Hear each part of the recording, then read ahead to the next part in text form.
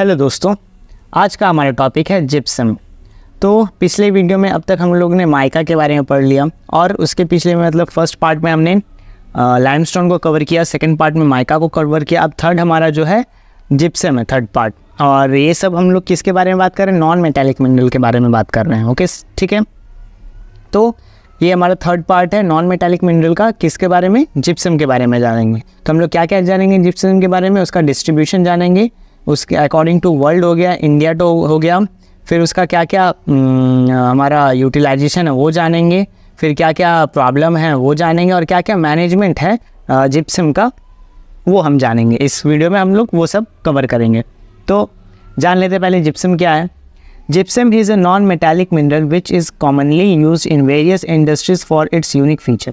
मतलब क्या बता रहा है? जिप्सम जो है एक, क्या हम लोग अभी जब बता रहे थे कि एक नॉन मेटालिक मिनरल है, नॉन मेटालिक मिनरल में आता है which is commonly used in various industries for its unique feature, जो बहुत सारे इंडस्ट्रीज़ में यूज़ किया जाता है। क्यों? क्योंकि उसका एक अलग ही यूनिक फीचर है, कॉमनली यूज़ किया जाता है इंडस्ट्रीज़ में फॉर इट्स यूनिक फीचर। और हम लोग नॉन मेटालिक मिनरल क्या होता है पिछले सारे वीडियोज़ में कवर कर लिया है। अगर आपने वो वीडियोज़ नहीं देखा है तो आप वहाँ पे जाके देख सकते हैं।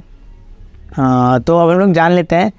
तो अब हम लोग बात कर लेते हैं किसके बारे में? Distribution of gypsum in the world. मतलब हम लोग जान लेते हैं कि जो जिप्सम है उस वर्ल्ड बेसिस में कहाँ कहाँ फैला हुआ है, कहाँ कहाँ इसके रिजर्व्स हैं, कहाँ कहाँ इसका प्रोडक्शन होता है, ये सब हम लोग जान लेते हैं। तो देखते हैं पहले क्या बताता है। सबसे पहला है नॉर्थ अमेरिका। ये जो नॉर्थ अमेरिका है, नॉर्थ अमेरिका जो कंटिनेंट है, इसमें जिप्सम का क्या है? कुछ कुछ रिजर्व्स डिपॉजिट्स पाए जाते हैं। जैसे gypsum deposits can be found in the United states, particularly in states like California. मतलब जो जिप्सम है उसका जो डिपॉजिट है वो कहाँ पे पाया जाता है? United states. United states America जो है उसके स्टेट्स में कहाँ कहाँ? कैलिफोर्निया में, टेक्सास में और न्यूयॉर्क सिटी। मतलब ये जो यूनाइटेड स्टेट है ना नॉर्थ अमेरिका का, उसमें उसके जो स्टेट्स हैं यूएसए के क्या है? कैलिफोर्निया है, टेक्सास और न्यूयॉर्क है। इन सब में क्या क्या मिलता है? जिप्सम का डिपॉजिट्स मिलता है नॉर्थ अमेरिका में। अब हम लोग आते हैं यूरोप में। यूरोप में कहाँ कहाँ मिलता है ये जान लेते हैं। तो यूरोप में कहाँ मिलता है? Several European countries have gypsum resources including Spain, Germany and France. मतलब यूरोप में जो यूरोप कंटिनेंट है उसमें कुछ कुछ यूरोपियन कंट्रीज़ हैं जहाँ पे जिप्सम रिसोर्स मिलता है। इंक्लूड क्या क्या? स्पेन है, जर्मनी है और फ्रांस। मतलब ये तीन जो कंट्री है यूरोप में, यहाँ पर क्या मिलता है? जिप्सम के रिसोर्स या फिर जिप्सम के डिपॉजिट्स पाए जाते हैं। अब हम लोग थर्ड नंबर देख लेते हैं। कंटिनेंट क्या बता रहा है? थर्ड नंबर हमारा कंटिनेंट है साउथ अमेरिका। साउथ अमेरिका क्या बता रहा है? Countries like Brazil, Argentina and Mexico have gypsum deposits.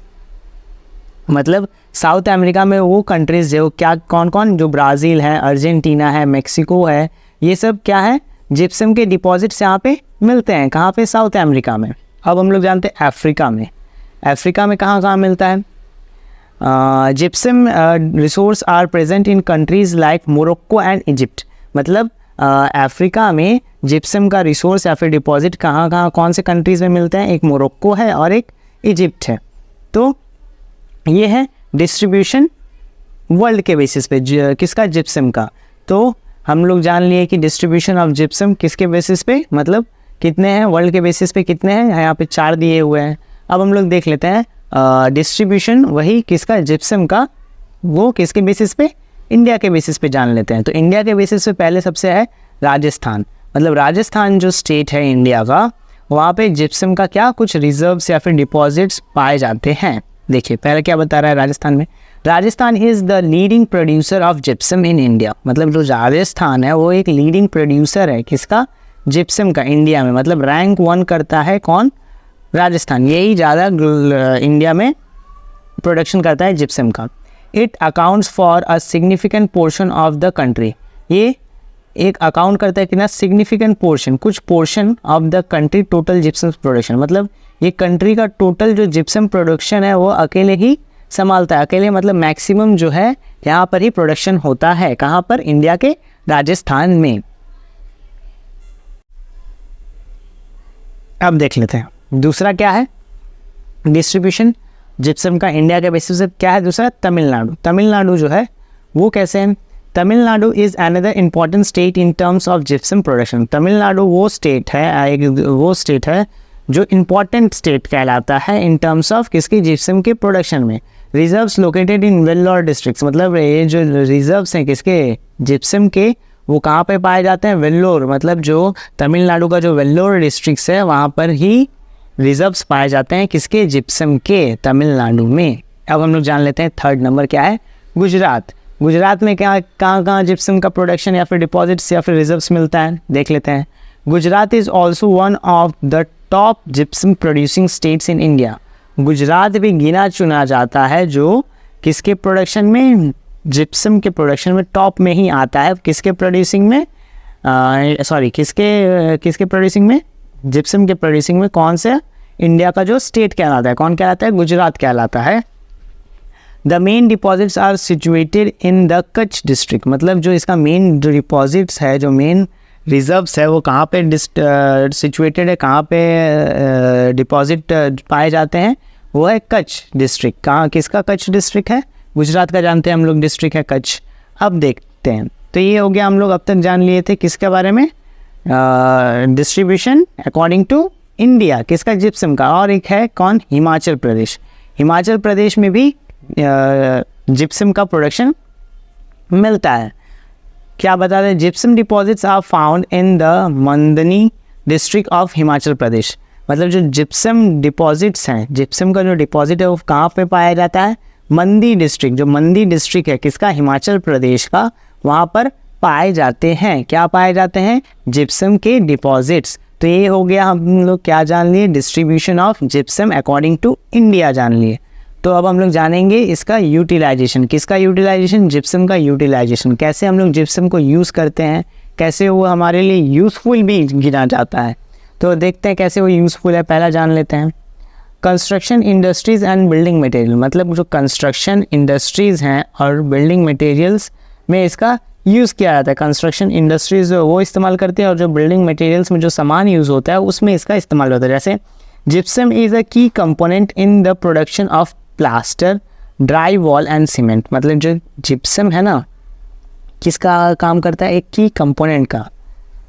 कैसे, किसके प्रोडक्शन में, जैसे प्लास्टर हम लोग जब यूज़ करते हैं किसमें, जब दीवार का प्लास्टर करते हैं उसमें इसका ये काम आता है, ड्राई वॉल्स में इसका काम आता है, और सीमेंट में भी इसको यूज़ करते हैं। किसको यूज़ करते हैं, जिप्सम को ही यूज़ किया जाता है, ताकि यूज़ करने से क्या हो ना, कोई क्रैक हो, अच्छे से वो पकड़ सके, प्लास्टर में कोई क्रैक ना हो, ये सब यूज़ किया जाता है। किसका, जिप्सम का इस्तेमाल किया जाता है।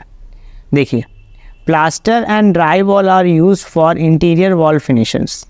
तो देखो, सीमेंट में तो जिप्सम होता ही है, तो प्लास्टर और ड्राई वॉल हम लोग किस लिए करते हैं, ताकि इंटीरियर लुक जो आए, जो फिनिश कहलाता है ना एक, कि ये फिनिश है एकदम सही है, तो उसको अच्छा किया जा सके, मतलब अच्छा दिखे, जो प्लास्टर और ड्राई वॉल हो एकदम मस्त दिखता है, इसके लिए उसमें क्या इस्तेमाल करते हैं, जिप्सम इस्तेमाल करते हैं, ताकि उसको एक फिनिश लुक दिया जा सके, अच्छा लुक दिया जा सके। अब देखते हैं सेकंड क्या बता रहा है, एग्रीकल्चर। एग्रीकल्चर में कैसे इसका इस्तेमाल है, कैसे इसका यूज़ है, देखते हैं। एग्रीकल्चर जिप्सम, एक एग्रीकल्चर जिप्सम भी होता है, क्या होता है, ऑफन कॉल्ड लैंड प्लास्टर, उसको हम लोग लैंड का प्लास्टर बोलते हैं, is use to improve soil structure and fertility. इसको हम लोग क्या करते हैं, किस लिए इस्तेमाल करते हैं, सॉइल स्ट्रक्चर और उसकी फर्टिलिटी को बढ़ाने के लिए, उसको इम्प्रूव करने के लिए हम लोग सॉइल एग्रीकल्चर या फिर लैंड प्लास्टर यूज़ करते हैं, जो जिप्सम मौजूद होता है। अब हम लोग तीसरा नंबर यूजेस में आ जाते हैं, क्या है, इंडस्ट्रियल एप्लीकेशन। इंडस्ट्रियल में कैसे इसका यूज़ है, किसका, जिप्सम का। Gypsum is utilized in various industrial process, मतलब जो जिप्सम है उसको यूटिलाइज किया जाता है, इस्तेमाल किया जाता है बहुत ही वेरियस इंडस्ट्रियल प्रोसेसेस में। कैसे, it is used in the production of chalk. जो चॉक हम लोग यूज़ करते हैं ना क्लास में, कॉलेज में, यूनिवर्सिटीज़ में, बोर्ड पे चॉक का जो इस्तेमाल करते हैं उसमें जिप्सम यूज़ होता है as a filler in the paper and paints. और देखो, ये पेपर और पेंट्स में भी इस्तेमाल होता है फिलर के रूप में, फिल करने के लिए, ताकि ये फिलर के रूप में इस्तेमाल होता है पेपर और पेंट्स में, किसका, जिप्सम का। तो ये इंडस्ट्रियल एप्लीकेशन भी है, हम लोग पेपर और पेंट्स हर जगह इस्तेमाल करते हैं, ये तो जानते ही हैं। अब देखते हैं सॉइल रेमिडिएशन क्या होता है। सॉइल रेमिडिएशन में इसका कैसे इस्तेमाल होता है, हमने अभी एग्रीकल्चर में पढ़ लिया कैसे, तो वही सॉइल रेमिडिएशन भी मिलता जुलता है।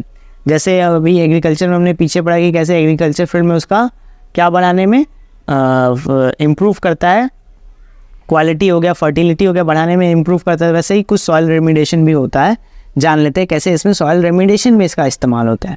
तो gypsum can be use to stabilize and control soil erosion. देखो तो सॉइल रेमिडिएशन में कैसे जिप्सम का इस्तेमाल होता है, क्या स्टेबलाइज करता है, इम्प्रूव द फर्टिलिटी तो करता ही है, लेकिन कंट्रोल करता है, क्या कंट्रोल करता है, सॉइल इरोजन को भी रोकता है, सॉइल इरोजन को रोकता है। और इन कंस्ट्रक्शन साइट्स, जो कंस्ट्रक्शन साइट्स में लोग करते हैं और एग्रीकल्चर फील्ड्स में भी, ठीक है, इसीलिए लोग जिप्सम का इस्तेमाल करते हैं ताकि सॉइल का इरोजन ना हो, स्पेशली कंस्ट्रक्शन साइट्स में और एग्रीकल्चर फील्ड्स में।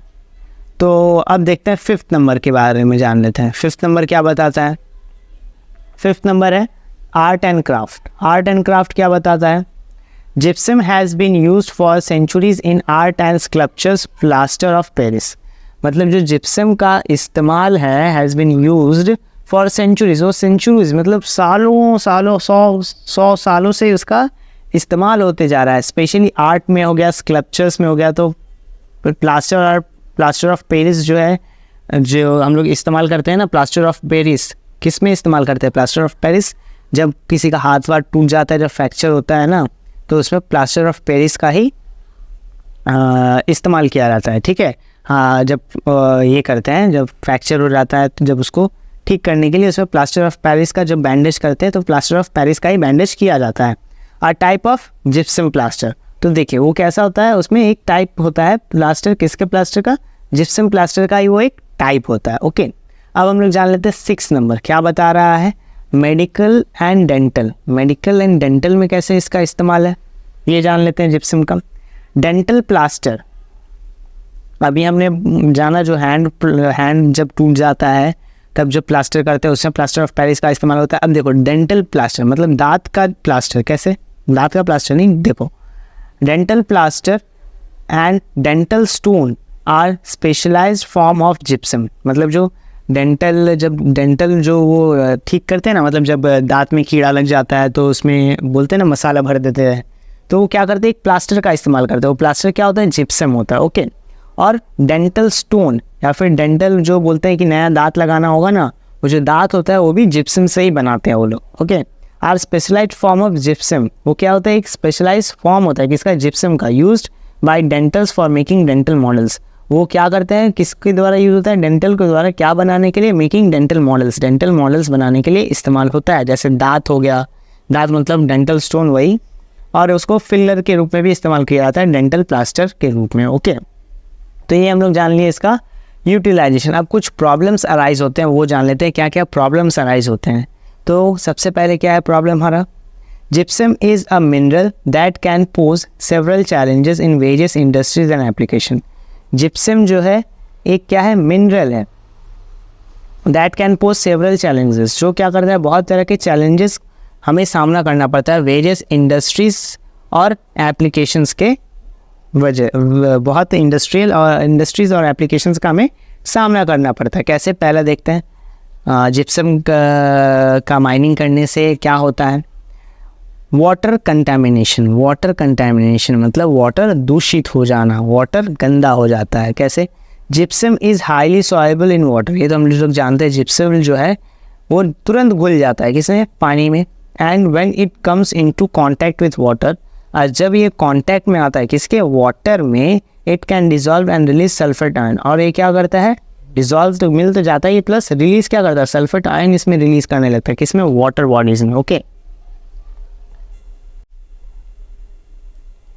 फिर देखते हैं दूसरा नंबर क्या है प्रॉब्लम, सॉइल डिग्रेडेशन। मतलब ये सॉइल का फर्टिलिटी तो बढ़ाता है, ये इरोजन को भी पकड़ के रखता है, लेकिन कितनी देर तक पकड़ के रखेगा, इरोजन तो होगा ही, ज़्यादा माइनिंग करेंगे अगर तो इरोजन तो होगा ही। जैसे excessive application of gypsum to soil can cause problem. मतलब देखो जब एक्सेसिव यूज़ करने लगेंगे ना किसका, जिप्सम का, ठीक है, जब जिप्सम का ज़्यादा यूज़ करने लगेंगे सॉइल में तो क्या कॉज करेगा, कुछ problem such as soil compaction होगा, सॉइल का कॉम्पैक्शन होगा, रिड्यूस वाटर इनफिल्ट्रेशन। जब सॉइल का कॉम्पैक्शन होने लगेगा तो क्या होगा, वाटर जो फिल्टर होते हैं, मतलब वाटर जो मतलब जो बारिश होके इनफिल्टर होता है ना, इनफिल्टर तो आप लोगों ने जाना ही पढ़ा ही होगा कि मतलब जो वाटर बॉडीज़ मतलब जो रेन होता है तो क्या कहते हैं सॉइल में जा कर के वो इनफिल्ट्रेशन एक प्रोसेस है जो सॉइल में जाके होता है। ओके, तो इसको भी इम्पैक्ट करेगा, ठीक है, किससे, जिप्सम का इस्तेमाल से।